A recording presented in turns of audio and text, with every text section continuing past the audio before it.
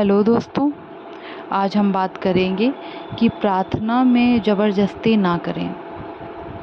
यूँ तो निरंतर हम सभी ईश्वर से कुछ ना कुछ मांगते रहते, प्रार्थना करते, पर वो प्रार्थना ना बन के एक बोझ बन जाता है और ईश्वर और अपने प्रति रिश्ते को हम खराब कर लेते हैं कि ईश्वर मेरी सुन नहीं रहा है और अब हमारा परमात्मा से कोई भी संबंध नहीं है। इस तरीके से हम अपने जीवन को भी खराब करते हैं और खुद समझ नहीं पाते कि हमें किस तरीके से ईश्वर से प्रार्थना करनी चाहिए, क्या मांगना चाहिए और कैसे मांगना चाहिए। तो सबसे पहले यहाँ पे बात करेंगे, जब भी हम प्रार्थना करते हैं तो हम कोई भी ज़बरदस्ती ना करें ईश्वर के साथ कि मुझे ये चीज़ चाहिए। वो कहीं ना कहीं ज़बरदस्ती हम ईश्वर के साथ नहीं करते हैं, वो स्वयं के ही विचारों के साथ हम कर रहे होते हैं कि हमारी अंतरात्मा कुछ और कह रही होती है और हमारा दिमाग कुछ और कह रहा होता है।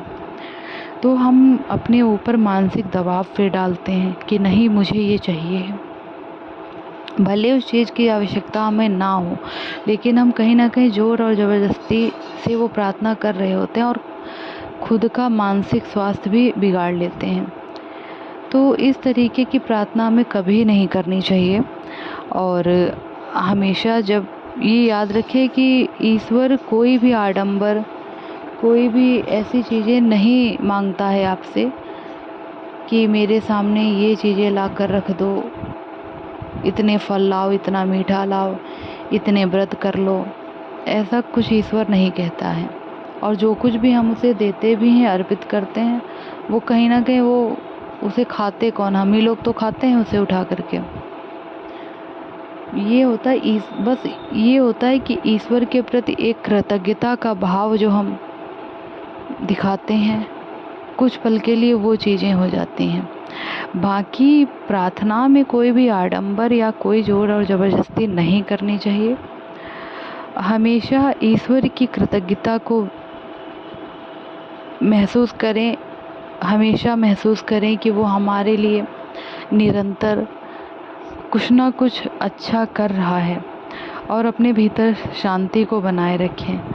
और जो भी चीज़ हम दिल से चाहते हैं और हमारे भाव सच्चे होते हैं उसके प्रति, हमारी नीयत साफ होती है और परमात्मा भी ये चीज़ें पहले ही सुनिश्चित कर देता है कि हमें संसार में जाकर के क्या करना है, क्या नहीं करना है। तो उस हिसाब से वो सारी चीज़ें हमें प्रोवाइड करवाई जाती हैं संसार में। और हमें जो चीज़ें मिली हैं, जो चीज़ें मिल रही हैं, उसकी तरफ ध्यान ना दे करके हम कहीं ना कहीं कुछ ऐसी चीज़ें पाना चाहते हैं जो शायद हमारे लिए बनी ही नहीं हैं, या फिर हम ऐसी चीज़ों को पा भी लेते हैं जो कहीं ना कहीं हम उनका नुकसान करते हैं और स्वयं का भी नुकसान कर देते हैं। जैसे अगर हमारे पास एक गाड़ी है, अब हमने प्रार्थना, हमें ज़रूरत एक की थी तो परमात्मा ने हमें एक गाड़ी प्रोवाइड करा दी, लेकिन अब हम सोच रहे नहीं 2 गाड़ियाँ और लेनी है, तो वो 2 गाड़ियाँ हम और ले भी लेंगे तो वो खड़ी ही रहेंगी, उनका हम क्या उपयोग करेंगे। इकट्ठे तो हम 3 गाड़ियों में बैठकर नहीं जा सकते हैं, ज़रूरत क्योंकि हमें एक ही की है।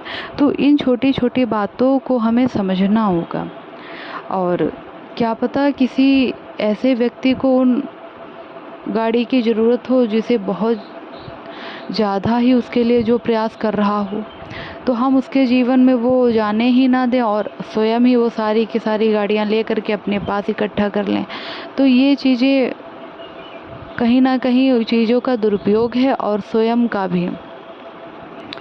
अपनी जो मनोकामना है उसको हमेशा सरल भाषा में ही ईश्वर से बोलें। बहुत ज़्यादा ये नहीं कि हम अपने को कष्ट दे रहे और ईश्वर से प्रार्थनाएं करें।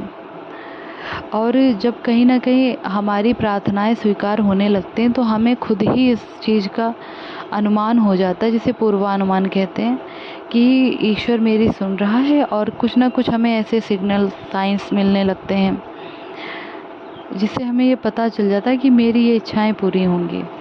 और जो भी चीज़ हम चाहते हैं, जो चीज़ें सही हैं सबके कल्याण के लिए हैं, स्वयं के कल्याण के लिए हैं, तो उन चीज़ों की हम एक तस्वीर अपने मन में देखें, हर समय कल्पना करें कि यह चीज़ मेरे जीवन में हो चुकी है।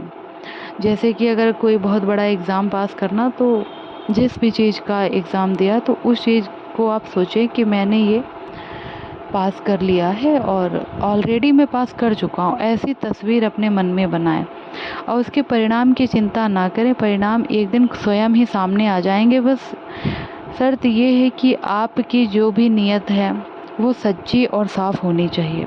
फिर परमात्मा कहते पूरा कायनात जो होता है हमारा साथ देने लगता है।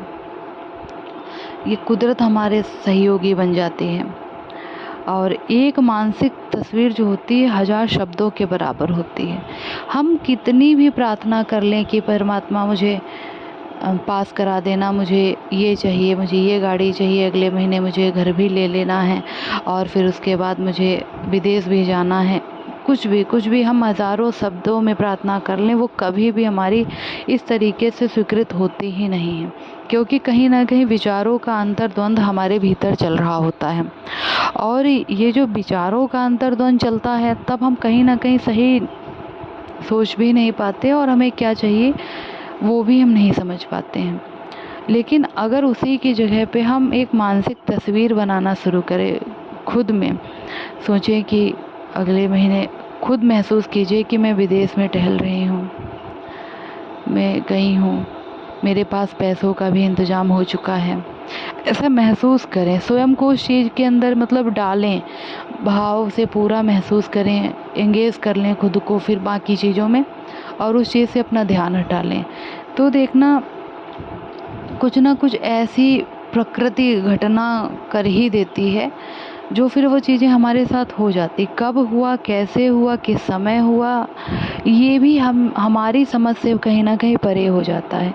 कहीं ना कहीं आपने देखा होगा, जैसे छोटी से छोटी चीज़ से अगर आप उदाहरण देख लें कि कुछ खाने का अगर आपने सोचा कि आज मुझे ये चीज़ खाने को मिल जाती तो अच्छा था, लेकिन क्या आप कहीं ऐसी जगह पे बैठे हैं जहाँ पे वो चीज़ मतलब मिलना उस समय के लिए असंभव ही है, लेकिन आपकी जो अंदर से आपने एक काल्पनिक तस्वीर बनाई थी कि मुझे ये चीज़ खानी है। तो जैसे कोई मिठाई हुई तो पता चला कि शाम तक आपके घर कोई आया और आपने एक डिब्बा देकर गया मिठाई का, पता चला आपने जो खोला तो वही मिठाई थी जो आप खाना चाहते थे, जो कि आपकी सिटी में अवेलेबल ही नहीं होती है। ऐसा कुछ, ऐसे इसी चीज़ को चमत्कार फिर बोलते हैं। ये सारी की सारी जो भी चीज़ें हैं ये सारे और सारे विचारों के ही खेल हैं। विचार हमारे सही हैं, कल्पनाएं हमारी सही हैं और तो हर चीज़ हमारी पूरी होती है। जो भी विचार उत्पन्न हो रहे हैं ब्रह्मांड तक जाते हैं, ब्रह्मांड से टकराकर हकीकत में परिवर्तित होकर हमारे जीवन में घटित हो जाते हैं। ये बहुत ही गहरी बातें हैं दोस्तों, इन्हें हमें बहुत समझना होगा और वैज्ञानिक रूप से प्रयोग हमेशा करते रहें और तब तक आप खुद के सामने प्रयोग करें जब तक कि साबित ना कर दें कि आपकी चेतन सोच पर आपके अवचेतन मन की असीमित बुद्धिमत्ता की हमेशा सीधी प्रतिक्रिया होती है। जैसा कि हमने मन में जो सोचा, एक हमारे 2 दिमाग होते हैं, एक चेतन मन, एक अवचेतन मन। तो एक गहरी अवस्था जो होती है, जो वास्तविकता में हम चाहते हैं, वो चीज़ें कहीं ना कहीं हमने जो चीज़ सोची और वो चीज़ें हमारे मस्तिष्क में पहुंच गई, अवचेतन मन जिसे कहते हैं, फिर वो चीज़ें घटित ही होंगी। और हमें इस बात पे पूरा विश्वास बना करके रखना है कि हाँ, जो मैंने मांगा है वो पूरा ज़रूर होगा। और हमेशा इस चीज़ का प्रैक्टिकल करके देखते रहें, महसूस करते रहें, छोटी छोटी चीज़ों से देखते रहें और हमेशा आसान तरीके से कोशिश करें कि आपकी जो भी इच्छाएं हैं वो पूरी हों। बहुत ज़्यादा मानसिक दबाव या खिंचाव अपने ऊपर ना डालें और अपने मन में एक ऐसे विचारों की फ़ोटो बना लें जो आप जीवन में चाहते हैं। और ये दोस्तों बनी बनाई बातें नहीं हैं, कहने वाली बातें नहीं, ये हकीकत है। कुछ चीज़ें कहते हैं ना अपने अनुभव से हमें प्राप्त होती हैं। तो जब आप सच में महसूस करेंगे, कुछ पल के लिए हर दिन अपने आप को एकदम शांत अवस्था में ले जाइए, एकदम सीधा लेट जाइए, अपने हाथ पैरों को ढीला छोड़ दीजिए, अपने मन मस्तिष्क के सारे ब्लॉकेजेस को दूर करिए। कुछ पल के लिए लंबी गहरी सांस लीजिए और महसूस कीजिए कि मैं बहुत ही स्वतंत्र आत्मा हूँ, मैं स्वतंत्र हूँ। मैं अपने जीवन में हर एक चीज़ को पा सकती हूँ। जो चीज़ें सर्व के कल्याण के लिए हैं, मेरे हित के लिए हैं। मेरे भाव सच्चे हैं, मेरी प्रार्थनाएं सच्ची हैं। इन चीज़ों की आवश्यकता मेरे जीवन में है। ये कब और कैसे हमें हमारे जीवन में मिलेंगी नहीं पता, लेकिन मुझे ब्रह्मांड के नियमों पर पूरा भरोसा है। मुझे अपने अवचेतन मन पर पूरा भरोसा है कि जल्द ही ये सारी चीज़ें मेरे सामने प्रकट हो जाएंगी जिनकी मुझे आवश्यकता है, जिनकी मुझे ज़रूरत है। ऐसे भाव, ऐसे विचार रख के मन ही मन प्रार्थना कीजिए। और जो भी बातें दूसरी हैं जो हमें टेंशन दे रही, परेशान कर रही, वो बातें आएंगी जाएंगी, उन्हें आने दीजिए, जाने दीजिए। उनका कोई भी विश्लेषण हम ना करें, ठीक है। और कोई भी चीज़ का अगर सच्चे हृदय से हम आदेश देते हैं तो हमारे सामने कहीं ना कहीं रोशनी की किरण मिल ही जाती है। बस ये है कि जब भी हम कुछ पाना चाहते, अच्छा पाना चाहते या करना चाहते, तो इस चीज़ में हमेशा याद रखिएगा कि कोई चीज़ हमें सरल तरीके से नहीं मिल जाती। प्रार्थनाएं हम सरल तरीके से कर सकते हैं, लेकिन कुछ चीज़ें पाने के लिए जो एफ़र्ट्स करते हैं वो बहुत ही ज़्यादा मुश्किल हो रहा होता है। आसपास के लोग हमें पीछे खींचते हैं, डराते हैं कि हम किसी लायक नहीं है, ऐसा है वैसा है। तो इन सारी बातों से भी ऊपर उठना होगा, तभी हम जीवन के सत्य को समझ सकते हैं और अपनी प्रार्थनाओं को हकीकत में बदल सकते हैं। बस ये है कि स्वयं पे विश्वास और परमात्मा में विश्वास हमेशा रखिए। वो ऐसी ऐसी परिस्थितियाँ घटित कर सकता है जो शायद हमने कभी कल्पना नहीं की होगी। एक पल में वो किसी न किसी को हमारे जीवन का माध्यम बना ही देता है कि हमारे लिए जो चीज़ें हैं और वो चीज़ें पाने में हम असमर्थ हैं, तो परमात्मा स्वयं किसी न किसी रूप में आकर के या किसी जरिए से हमारी मदद करके चला भी जाता है और हम जान भी नहीं पाते। फिर वो चीज़ें घटित हो जाने के बाद हमें उसकी कृपा महसूस होती है कि परमात्मा आप तो मेरे ऊपर कृपा कर रहे थे और उस समय के लिए मैं इन चीज़ों को नहीं समझ पाई। तो हमेशा अपने विचारों को शांत रखिए, सकारात्मक रखिए और परिणाम की चिंता मत कीजिए। प्रार्थनाओं को सरल रखिए। बहुत ही ज़्यादा आडंबरी जो पूजा होती है उसको थोड़ा कम कीजिए, क्योंकि हम स्वयं को स्वयं से तभी जुड़ पाते हैं जब हम इन आडंबरों से दूर होते हैं। ऐसे क्या हुआ, दिन रात हम मंत्र भजन गायन सब करते तो रहते हैं, लेकिन कहीं ना कहीं हमने जो पढ़ी पढ़ाई चीज़ें हैं उन्हीं का हम दिन रात रटन और गायन करते हैं। हम स्वयं में क्या है, स्वयं के भाव को जाना ही नहीं। परमात्मा से हमारा अपना क्या संबंध है, क्या रिश्ता है, उस चीज़ को तो हम कभी महसूस करते ही नहीं हैं। तो इस चीज़ों से फिर हम कहीं ना कहीं उसकी कृपा से दूर हो जाते हैं। इसलिए हमेशा परमात्मा का ध्यान कीजिए और प्रार्थना को सच्चे और सरल तरीके से करिए। प्रार्थना करते करते यदि आंसू भी आ जाते हैं, यदि हमें दुख भी लगता है, रोने का दिल चाहता है तो रो भी लीजिए। ऐसा नहीं कि हमने ये प्रार्थना करके कुछ अपशगुन कर दिया है तो अब ऐसा मेरे साथ कुछ बुरा होगा, नहीं। ये हमारे ही भीतर के भाव होते हैं जो हम आत्मा अपने परमात्मा के सामने व्यक्त कर रहे होते हैं।